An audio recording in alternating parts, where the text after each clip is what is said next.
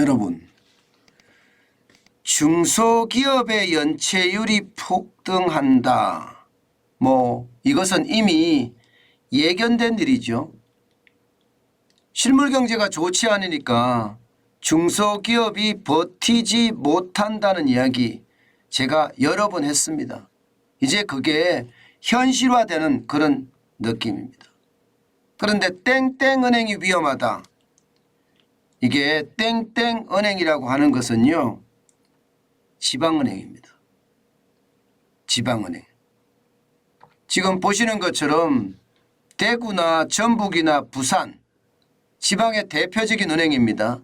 중소기업 대출 연체율을 보면 0.65%입니다. 0.65%인데 뭐가 높아 이렇게 이야기할 수도 있지만요, 아닙니다. 1년 전에 평균 연체율은 0.34%였습니다. 그때하고 견주어 보면요, 1.93배인가요? 1.93배가 늘었습니다. 2배가 늘었다는 겁니다. 2배가. 저는 이게 결국 말입니다. 실물경제가 어렵고 수출이 지금 적자를 계속 지속하니까 중소기업이 줄폐업하고요. 줄폐업하면서 연체율이 굉장히 많이 올라간다. 이렇게 얘기할 수 있을 것 같습니다. 여러분, 코로나 때 지역경제가 폭삭 망했었죠. 그때가 말입니다. 2021년이 0.63%였습니다. 그때보다 지금 높습니다. 2022년은 0.43%였습니다. 그때보다도 훨씬 높습니다. 이것은 말입니다. 자칫 잘못하면요, 지방은행이 무너진다는 이야기가 현실이 될 가능성도 점점 커지는 거예요. 미국도 마찬가지 지역은행이 어렵다 이렇게 이야기하면서 지금 지역은행들이 줄파산하고 있잖아요. 그것이 갑작스럽게 금리를 많이 올리니까 기업이 대출 감당을 못하는 거예요. 이자가 너무 높아지니까. 그래서 미국에서는 뱅크런이 일어났고 그 뱅크런의 결과로 지역은행들이 지금 벌써 5개째 망하기 직전입니다. 우리도 말입니다. 실물경제에 어렵기는 미국하고는 조금 다르지만 실물경제는 우리는 미국보다 더 어렵습니다. 우리는 이미 복합위기가 와 있는 상태고요. 경기 침체의 골이 점점 깊어지는 상태입니다. 이런 상태에서 중소기업의 연체율이 0.65%까지 늘어났다는 것은요, 이게 지역은행의 위험 당연히 있다고 판단됩니다. 실질적으로 한번 볼까요? 얼마나 늘어나는지요? 지금 보시는 것처럼 전북은행은요, 0.43%에서 무려 말입니다. 0.82%까지 폭등했습니다. 저는 0.82%까지 폭등한 것을 심각하게 봅니다. 대구은행도 0.37%에서 0.79%까지 올라갔습니다. 그나마 부산은행은 좀 덜 올라갔어요. 0.21%에서 0.34%로 올라가서 그나마 좀 덜 올라갔고요. 전북은행이나 대구은행은 실질적으로 말입니다. 너무나 많이 올라갔다. 이러다가 위기가 지방은행에 오는 것은 아닌가, 이런 얘기가 나올 수밖에 없습니다. 금액도 큽니다. 이 금액이 커서 저는 지방은행이 무너지면 이게 중앙은행으로 전이가 될 가능성도 있다고 보는 겁니다. 금액이 적지 않습니다. 전북은행만 하더라도요, 작년에는 8조 1601억 원이었는데 올해 1분기는요 8조 5952억 원까지 늘었죠. 대구은행은 28조 37억 원이었는데 28조 3626억 원까지 늘었고요. 부산은행은 제일 많이 늘었습니다.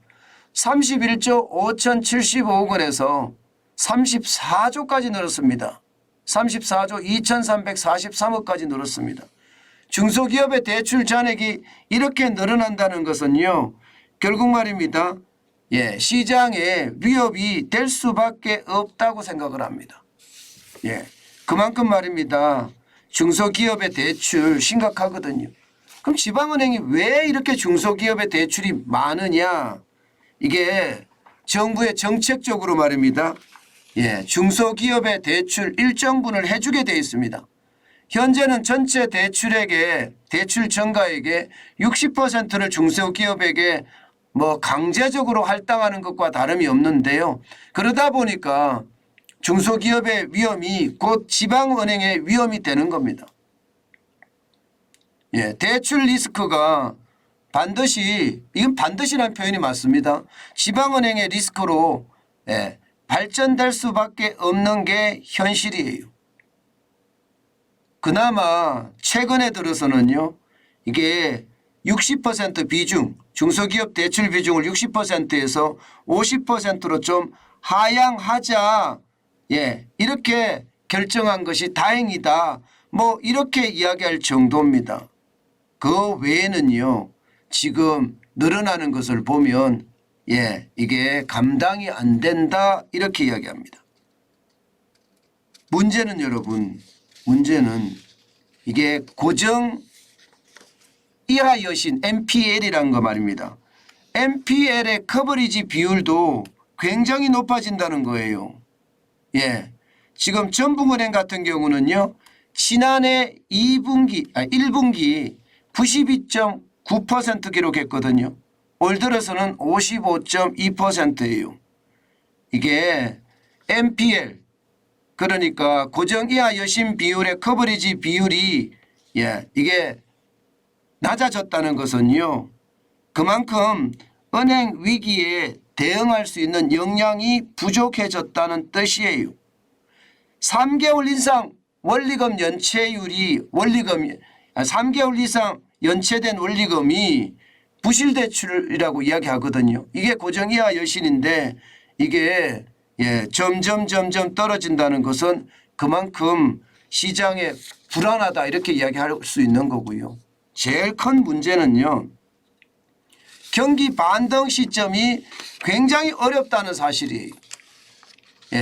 경기 반등 시점이 빨라지면 아무래도 사업을 해서 이익을 내고 그 이익으로 이자도 갚고 원금도 갚고 그럴 수 있거든요. 그런데 지역의 경기 전망은요. 점점 나빠지고 있습니다. 부산만 하더라도 업황 기준으로 봤을 때 기업 경기 실사지수가 75입니다. 이게 100의 기준이거든요. 75면 굉장히 낮은 거죠. 대구 경북은 72고요. 그나마 전북이 좀 나은데 77입니다. 결국은 말입니다. 대구든 부산이든 전북이든 할 것 없이 70대니까 이거 극복하기가 굉장히 어렵다 이렇게 이야기합니다. 그만큼 말입니다. 경기가 좋아지는 게 이게 중소기업을 살리는 길이고 또 하나 결국 지방은행도 살리는 길인데 사실 그렇지 못하다는 게 더 큰 문제다 이렇게 봅니다. 문제는 여기에서 끝나지 않습니다. 이제 9월이 곧 다가옵니다. 대출 만기 연장 금액 이거 만만치 않게 큽니다. 지난 2월 기준으로 봤을 때 133조 3천억 원이거든요. 여기에 만기 연장 금액만 116조 6천억 원, 원금 상환 유예 금액이 11조 7천억 원, 이자 상환 유예가 이게 5조입니다. 그러면 지방은행에는 포함이 되어 있지 않을까요? 이 지방은행도 당연히 포함이 되어 있을 거고요. 대출 만기 연장은 소상공인이나 자영업자나 소기업, 중기업까지 포함이 되어 있습니다. 그러면 거기에 대한 위험성이 굉장히 커지겠죠. 당연히 위험성이 커진다 이렇게 지금 시장에서는 예상하고 있고요. 그래서 9월이 두렵다 하는 사람들도 굉장히 많아졌습니다. 실질적으로도 말입니다. 여러분 지금 5대 시중은행을 보면요. 이게 아직까지 코로나 지원한 대출 만기 연장 금액 해소는 조금은 됐으나 여전히 심각한 수준입니다. 보시다시피 5대 시중은행 기준입니다. 예, 대출 만기 연장이 21만 4,316건이고요. 34조 8,135억 원입니다. 적지 않죠. 예, 원금 상환유예도 1조 5,309억 원이고요. 이자 상환유예도 2,762억 원입니다. 굉장히 빠른 속도로 늡니다. 예, 이게 만약에 지방은행의 위기가 이제 중앙은행으로까지 미칠 수 있다는 것, 저는 중앙은행도 지금 어렵다는 이야기 같아요. 전체적으로는 좀 낮아지고 있습니다. 2022년 9월 말에 45조 349억 원에서 3월 말에는 37조 6,159억 원으로 떨어졌고요. 2023년 현재입니다. 현재 5월 3일 기준입니다. 36조 6,005억 원으로 조금씩 떨어지고는 있어요. 그러나 연체율이 반대로 계속 늘어나거든요. 연체율이 보면 2022년 9월에는요. 0.21%의 국내 은행의 원화대출 연체율이요. 지금은 0.36%까지 올라갔습니다. 굉장히 빠르게 올라가죠. 그러니 9월이 정말 무섭다는 이야기가 당연히 나오는 겁니다. 시장에서는요. 결국 말입니다. 이 대출 만기 연장 금액이 결국은 아킬레스건이 될 거고, 예, 시작은 과연 어디에서 터질까? 뭐 지방은행일까 아니면 제2금융권, 예, 그중에서도 저축은행일까, 이런 얘기가 굉장히 많이 나오고 있는 상태거든요. 저는 정부가 굉장히 발빠르게 움직이지 않고는요. 지방은행도 위험으로 저는 몰고 갈 수밖에 없다고 생각합니다. 뭐 지금까지 예, 발빠르게 대처했듯이 앞으로도 대처를 하면 좀 나아지는 모양새는 가겠지만 워낙 부채가 많습니다. 그 부채를 털어내기란 참 쉽지 않아 보입니다. 제일 중요한 것은요. 다른 거 없습니다. 다른 거 없습니다. 경제가 잘 돌아갈 수 있게끔 굉장히 빠른 그런 구조조정이 뒤따라야 됩니다. 지금 뭐 정부가 이게 경기 진작을 하기 위해서 돈을 풀고 싶어도 정부도 돈이 없거든요. 예, 정부도. 예, 그런 상태라면 여러분 결국 경기 활성화 방법밖에 없는데 그 활성화는요 돈으로 하는 것이 아니라 규제 해제. 예, 규제 해제밖에 답이 없습니다. 예, 파격적으로 규제 해제를 해주고요. 세금 감면도 해주면서 예, 시장이 예, 그 어느 때보다 잘 돌아갈 수 있게끔 예, 마중물을 부어주는 것 굉장히 중요하다고 생각합니다. 윤석열 정부가 경제 관련돼서는 지지부진하다는 이야기를 계속 많이 듣고 있는데 그 어느 때보다 속도감을 높여서요. 경제가 무너지는 것을 막아야 된다. 그 말씀 다시 한번 올립니다.